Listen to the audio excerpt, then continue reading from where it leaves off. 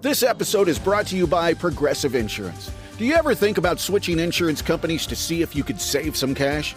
Progressive makes it easy. Just drop in some details about yourself and see if you're eligible to save money when you bundle your home and auto policies. The process only takes minutes, and it could mean hundreds more in your pocket. Visit Progressive.com after this episode to see if you could save. Progressive Casualty Insurance Company and Affiliates. Potential savings will vary. Not available in all states. This is 99X, the world-famous 99X. It's Barnes and Leslie. We came along on the scene in the early 90s when it was just a thought way, way back in your brain and a fantasy that one day there would be flying cars. Well, that time is closer than you think as we sit now in 2025. You're going to meet someone who's actually flown one. He's a writer for the Wall Street Journal. I cannot wait to talk to him. We're going to talk to him next. Same as it ever was. We're back, and we want to be part of your family 24/7. You can take us on the road with you. Way more ways to listen now. We've got an app where you can listen globally to 99X, plus Apple Music, TuneIn, Alexa, Sonos Local, Google. Yeah, worldwide 99X. When I watched the Jetsons as a kid, I just longed for all of the things that I wondered in our lifetime. Like, one thing that always caught my eye was the phone, when they would have the video phone. And of course, we got that years ago. That's so passé. But the flying car was something I thought, would we ever see this? And the time is now. eVTOL, electric vertical takeoff and landing aircraft for consumers, is on the horizon. Please say hello to Dan Neal. He is the auto journalist for the Wall Street Journal. Good morning. How are you, Dan? Thank you, Barnes. I'm fine. I'm glad to be with you. Thank you, and I'm so excited to talk to you. The video of this is unbelievable. Do you report on EV type stuff, and that's why you did this story? Yeah, well, it's first I leaned very hard on the phrase flying car. As the car reviewer for the journal, I was like, yeah, that's my story. Don't anybody, that's my beat. And because I when I saw this thing first, and I think it was in 2018, I was immediately struck by the genius of it. And the first thing you see that's so brilliant is the way it lands. It doesn't have any wheels. It just rolls onto this lovely curved keel. And I thought, that is genius. What surprised you the most about this? A lot of surprises. On the downside, the training, while minimal, right, compared to the training required for a helicopter or a plane, is still a few days in a virtual reality simulator. Well, I get really sick in virtual reality simulators, and so it was a grind. I had to go back a second time to pass my flight test before I could finally get in the machine. But once in it, the feeling is it's a strikingly fearless and easy and fun. It's very much the space you might occupy if you were flying in a game, an aviation game, or even a TIE fighter or something, in a simulation. Most of the flying is done for you. Dan, I hate to be the guy named Crash that has to talk to you about safety features, but I saw the video. It's amazing how it takes off just straight up in the air. What about, let's say, safety features? You lose an engine. You get smoke in the cabin. What type of safety features do you have on this thing?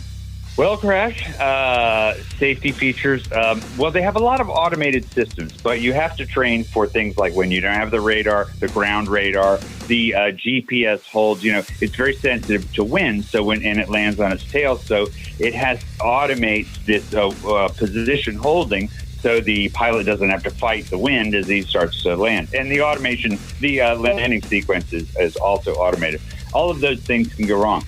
And that leaves you with a kind of a tricky machine to fly if it didn't have any of its stuff. It has a rocket-propelled parachute in the event the worst should happen, and it's supposed to work like if you're above 200 feet or so, you should be all right. But nobody wants to go to the parachute. We're talking to Dan Neal from the Wall Street Journal. He tested this flying car. Which one specifically were you flying in? It's called the Pivotal Blackfly. The next generation of it that they make, the company Pivotal, is called the Helix.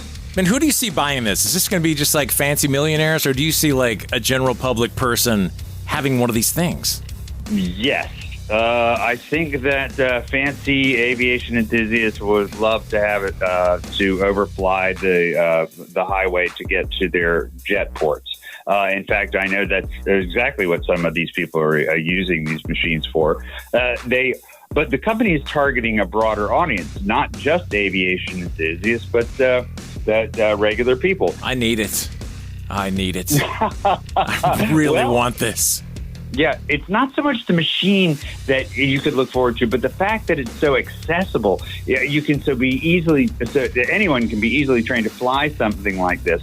Now, again, this is there are going to need to be some sort of regulations. They're also going to have some sort of many more safeguards than they currently have in these things. And this is an eVTOL, which means it has to stay under 354 pounds. And so if it were any heavier, it would be either an experimental aircraft or it would involve the FAA on a whole different kind of level. Once you start flying passengers, once you start flying at night, once you start flying in the weather, everything is different. So this technology has a lot of room to grow, especially for air taxis in New York City. I think, Joby flew 50,000 people in and out of New York last year. Wow. On an experimental basis. This episode is brought to you by Progressive Insurance. Do you ever think about switching insurance companies to see if you could save some cash? Progressive makes it easy. Just drop in some details about yourself and see if you're eligible to save money when you bundle your home and auto policies. The process only takes minutes, and it could mean hundreds more in your pocket. Visit Progressive.com after this episode to see if you could save. Progressive Casualty Insurance Company and Affiliates. Potential savings will vary. Not available in all states. Thursday Night Football is on, and it's only on Prime Video. This week, it's an old-school rivalry as the Las Vegas Raiders collide with the Denver Broncos. Coverage begins at 7 p.m. Eastern with football's best party, TNF Tonight, presented by Verizon. Not a Prime member? Not a problem. Simply sign up for a 30-day free trial. It's the Raiders and the Broncos, Thursday at 7 p.m. Eastern, only on Prime Video. Restrictions apply. See Amazon.com/Amazon Prime for details. What's up, guys? David Pollack here, former Georgia Bulldog, former analyst with College Game Day, and host of my new show, See-Ball, Get Ball. I'm a defensive lineman. That's why that's the name. You see the ball, you go get it. We're going to dive deep into college football. We're going to break down film. We'll have bold takes, real conversations with the biggest names in the sport every single week. If you eat, sleep, and breathe college football like I do, man, I promise you, See-Ball, Get Ball is for you. So do me a favor. Follow and listen on your favorite platform. Well, you know, Barnes, we didn't really introduce Dan properly. He's a Pulitzer Prize winner. Oh, damn. I didn't know you had a Pulitzer Prize. My bad.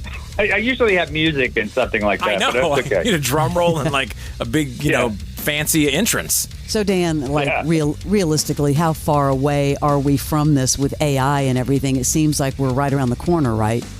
Well, you could have a recreational flyer accessible and affordable within the next few years, starting with this Blackfly. You can expect to have air taxis within 10 years in major cities, if not in the United States, in China. Well, what happens when there's a whole bunch of these in the air? It's cool when there's just one of them floating around. Hey, look, there goes Dan. But now, then all of a sudden, everybody has one. And then it's really feeling Jetson-like.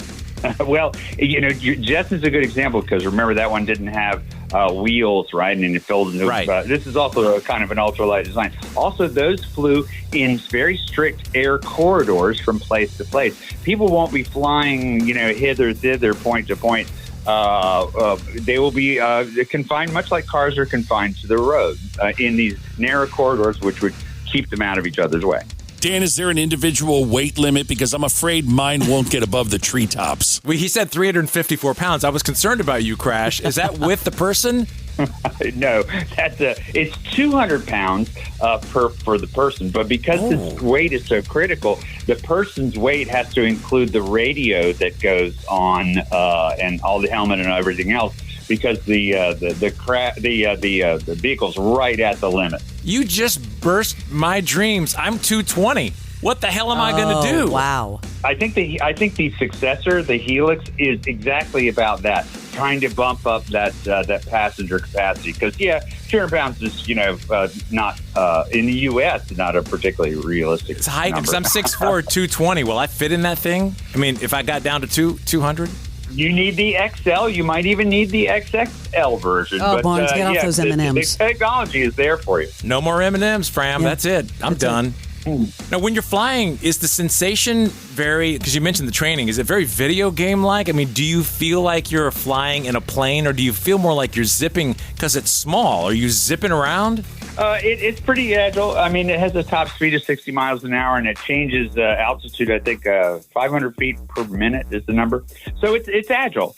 And the feeling is just like, as I said, just in a game space where it's sort of very, very stable. And the only way the thing is working hard is because the rotors keep changing pitch, each one of them adjusting instantly, trying to keep the thing level. And you can tell by the way those rotors are working that it's working very hard to stay stable. Is it loud?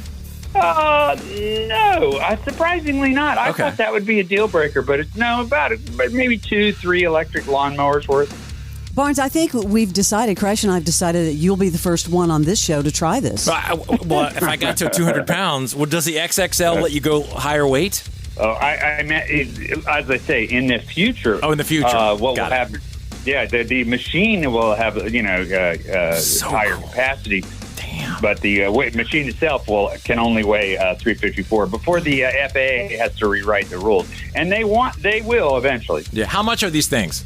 190,000 to start. Oh, Man, you're bursting my dreams left and right. I got to get down to 200. yeah, Back to the Future's here. This is crazy. Which one's easier is what I want to know. Man, flying cars are here. Dan Neal from the Wall Street Journal.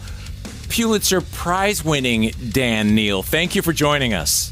Whoop, whoop. All right. Thanks, guys. Glad to be with you. Have fun. See ya. Bye-bye. I'll put the video version of this because we capture everything on cameras. I'll put this in social media so you can see what the flying car looks like. We have video of Dan flying the car. We'll stick it on TikTok, Insta, Facebook, on all of our social media. This is the future. This is 99X. Michael Rosenbaum and Tom Welling take you behind the scenes of one of the greatest shows of all time. They're an ultimate rewatch podcast. We're in the midst of season 7, and Hold on. Obviously, we had a very successful television show for 10 years that was Superman based. But we had to make everyone believe that you were Clark. I gotta be honest, I was surprised at the end of this episode that I wasn't. I was too. Talkville, the Smallville rewatch podcast. I'm not sure I knew when I was filming it that I was not me. Follow and listen on your favorite platform.